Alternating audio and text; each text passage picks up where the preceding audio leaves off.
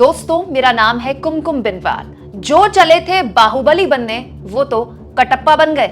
आखिर महाराष्ट्र के इस पूरे खेल में मीमबाजों की कैसे मौज हो गई है, इस वीडियो में मैं आपको यही बताने वाली हूँ। अब आप कहेंगे कि महाराष्ट्र के पॉलिटिकल क्राइसिस ये इतना संजीदा टॉपिक है और कुमकुम कहाँ मीमों पर बात कर रही है, मीमबाजों पर बात कर रही है। दोस्तों, ये जितना सीरियस इशू है, मीमबाजों के मीम पर बात करना इसीलिए जरूरी हो जाता है क्योंकि आप जानते हैं कि आज के दौर में रील्स, मीम्स, इसी से माहौल बनता है, इसी से चुनाव जीते जाते हैं, इसी से चुनाव हरवाए जाते हैं। खुद प्रधानमंत्री मोदी का जो आज राजनीतिक कद है, उसमें सबसे बड़ा योगदान सोशल मीडिया में बनाए गए माहौल जो आईटी सेल ने उनके लिए बनाया। इसीलिए महाराष्ट्र में जो कुछ भी हो रहा है ना दोस्तों, उसका परसेप्शन पूरे देश में इन मीम्स के जरिए बहुत ही गहरा जा रहा है। इन तमाम मीम्स में बीजेपी को और एकनाथ शिंदे को, अजीत पवार को हंसी के पात्र के तौर पर दिखाया गया है। देखिए, कुछ मीम्स मैं आपके लिए लेकर आई हूं। तो सबसे पहला मीम तो खैर मैं बीजेपी के स्टार प्रवक्ता संबित पात्रा का ही लेकर आई हूं आपके लिए। बॉस नाम का ये ट्विटर हैंडल है जिसने संबित पात्रा की कुछ महीने पुरानी ये फोटो है वो ट्वीट की है और संबित पात्रा की जगह दिखाया अजीत पवार और एकनाथ शिंदे को, जिनके आगे खूब सारा खाना रखा हुआ है, जिनके पास खाने के लिए बहुत कुछ है, लेकिन बेचारे साइड में बैठे हैं किरीट सोमैया। किरीट सोमैया क्यों? क्योंकि किरीट सोमैया बीजेपी के वो नेता हैं, महाराष्ट्र का बीजेपी का वो चेहरा है जो महीनों से इन्हीं एनसीपी के विधायकों की भ्रष्टाचार की सूची लिए यहां वहां घूम रहे थे, प्रेस कॉन्फ्रेंस किया कर रहे थे, लगातार कई महीनों की रिसर्च मीडिया के आगे रख रहे थे कि देखिए एनसीपी की ये लोग कितने बड़े भ्रष्ट हैं। और आज वही एनसीपी के विधायक अजीत पवार के साथ हो लिए और मंत्री बना दिए गए। किसकी?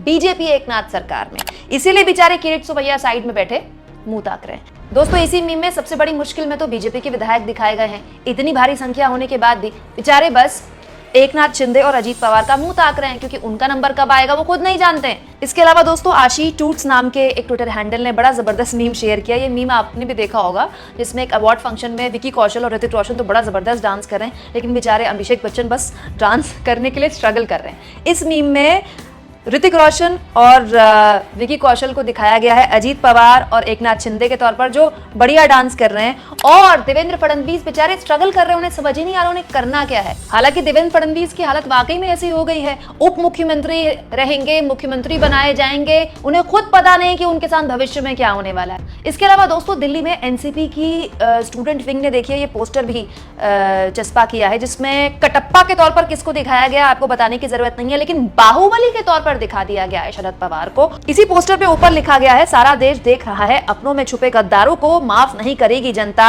ऐसे फर्जी मक्कारों को।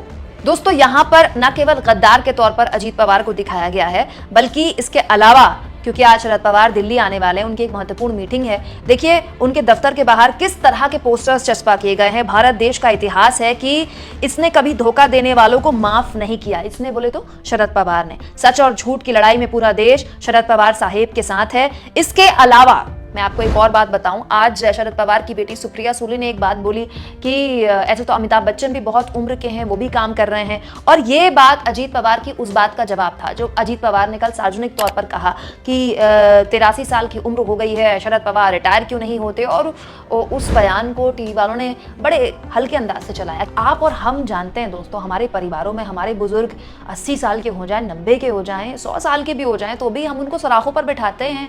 जब तक वो जीवित होते हैं उनकी सकुशल होने की कामना करते हैं, और उनका आदेश चलता है हमारे परिवारों में, चाहे बुजुर्ग कितनी भी उम्र के हो जाएं, वो रिटायर क्यों ना हो जाएं, रिटायर की उम्र में पहुंच जाएं, अंतिम आदेश उन्हीं का चलता है।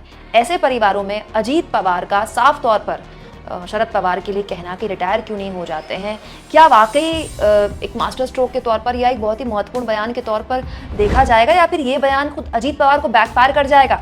दोस्तों, आप इस मुद्दे पर क्या सोचते हैं कमेंट बॉक्स में जरूर लिखें। और जैसा कि मैं बार बार आप लोगों से गुजारिश कर रही हूँ दोस्तों, मेरा ये चैनल नया है, मुझे 2 मोर्चों पर आपके सपोर्ट की ज़रूरत है। एक, चैनल को सब्सक्राइब कीजिए, मेरे लिंक्स को शेयर किया कीजिए, और दूसरा, प्लीज़ अगर संभव है तो अब YouTube ने क्योंकि मुझे ज्वाइन का बटन भी दे दिया है, तो जितना हो सके आप मुझे आर्थिक तौर पर मदद भी कर सकते हैं अगर आप देना चाहें तो।